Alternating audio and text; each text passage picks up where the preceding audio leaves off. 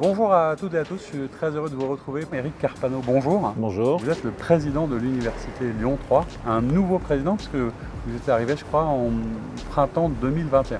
Alors en janvier 2021. Janvier 2021. Le premier peut-être mot moi, qui m'intéressait, ou la première question qui me vient, c'est qu'est-ce que c'est en quelques mots qu'un président d'université? Parce que je pense qu'on méconnaît. Vous êtes prof de droit public, mais aussi président.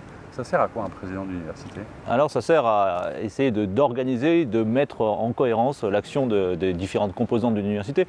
Ici c'est une université alors dans des locaux qui sont très beaux, de centre-ville. On est une université de centre-ville déjà, donc c'est une spécificité, on n'est pas sur un campus à l'extérieur, donc avec des contraintes particulières, des bâtiments historiques, c'est l'avantage d'être dans de très beaux bâtiments, mais avec des contraintes supplémentaires en termes d'aménagement, d'organisation, de circulation des espaces, d'occupation des espaces. Et donc un président d'université gère des campus, coordonne les différentes composantes. On a une faculté de droit, une école de commerce, l'IAE, Lyon, la faculté des lettres et civilisations, la faculté des langues, la faculté de philosophie et un IUT. On gère les relations avec les composantes, on gère les relations avec les partenaires économiques, avec les partenaires institutionnels et puis avec l'État, puisqu'on est toujours en négociation pour avoir des dotations supplémentaires pour pouvoir essayer de porter des projets innovants et ambitieux. Alors justement, vous aviez, dans le cadre de la campagne que vous avez faite pour accéder à la présidence, un certain nombre de projets. Vous aviez envie, je crois, d'une université qui soit à la fois dans la solidarité, dans le partage. Et c'est vrai que le contexte dans lequel vous êtes arrivé, de pandémie, vous a amené tout de suite à prendre conscience à la fois de ce qui était en train de se passer pour nos étudiants, et la précarité étudiante, ça a été un des maîtres mots de vos premiers mois de présidence. Gérer la solidarité et la précarité de nos étudiants? Oui, alors la précarité étudiante n'est pas un phénomène nouveau, c'est ancien. Simplement la pandémie a révélé cette très grande précarité étudiante, les difficultés qu'ont les étudiants à se loger, à pouvoir continuer à suivre leurs études dans des bonnes conditions. Et on est arrivé en responsabilité en janvier 2021, donc l'université était encore fermée. Les cours ont dû recommencer mi-février. Il y a un certain nombre d'initiatives solidaires qui avaient été déjà lancées, les étudiants qui s'étaient organisés pendant la pandémie et pendant le confinement du mois de mars, en créant des épiceries solidaires. On sortait d'une période difficile. Il y avait besoin de recréer du lien. Entre les étudiants, entre les enseignants, entre les personnels administratifs. Et une nouvelle équipe arrivée, c'était l'occasion d'essayer de proposer une refondation en capitalisant sur l'existant. C'est-à-dire qu'on ne change pas l'identité d'une institution. Et notre conviction, c'était que l'université était un lieu de formation, de recherche, évidemment, mais aussi un lieu d'émancipation, d'accompagnement de tous les étudiants, mais aussi des personnels qui doivent y trouver leur pleine place et pouvoir s'épanouir dans leur travail. Donc l'idée, c'était de mettre tout le monde autour de la table. Donc, on a créé, il y a eu une vingtaine de groupes de travail qui ont associé des étudiants, des enseignants et des personnels administratifs pour essayer de réfléchir un peu à la trajectoire dans laquelle on voulait s'inscrire autour quand même d'un objectif qui était de renforcer la qualité de vie universitaire. Voilà. On voulait faire que ces universités de centre-ville soient non plus simplement des lieux de formation et de recherche, mais des lieux où les étudiants restent. Ce n'est pas des lieux de passage. Voilà. Comment imaginer une autre manière d'appréhender notre mission de service public, qui est celle de former les cadres de demain, de participer à la construction, d'aider les citoyens. De trouver un emploi, parce que une des caractéristiques de Lyon 3, c'est le côté à la fois très entrepreneurial, avec un très fort taux derrière de succès dans les recherches d'emploi. C'est quelque chose auquel vous êtes très attaché. D'ailleurs, 80% des projets sont en lien avec la transition écologique, avec la protection de l'environnement, avec ces sujets.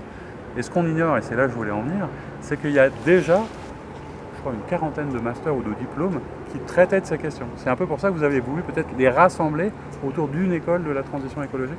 Absolument, un constat.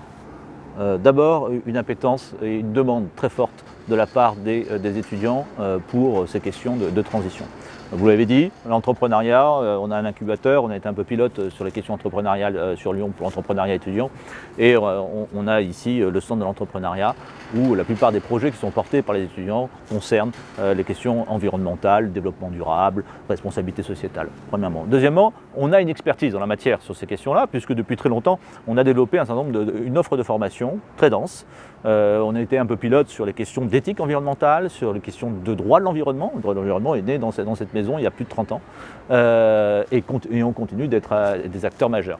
Et on a constaté qu'il y avait une appétence, une question des compétences et une envie partagée de s'engager comme projet fédérateur, étudiants, enseignants, personnel administratif autour de ces questions. Et j'allais dire entreprise, puisqu'on parlait de votre place dans l'écosystème, mais c'est vrai que la formation continue est quelque chose de très important.